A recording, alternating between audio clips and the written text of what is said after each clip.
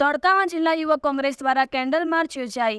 રાજકોટ અગ્નિકાંડના મૃતકોને શ્રદ્ધાંજલિ અર્પણ કરી દોષિતોને દાખલરૂપ સજા કરવા માંગણી।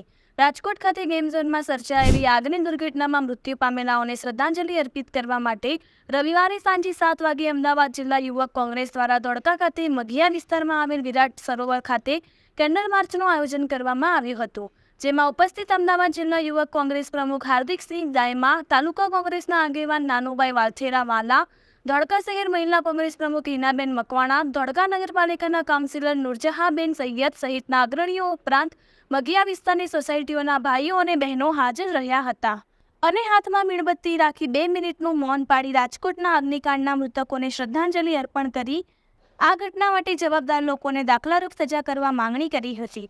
રિપોર્ટર મહેશ મકવાણા, અમદાવાદ।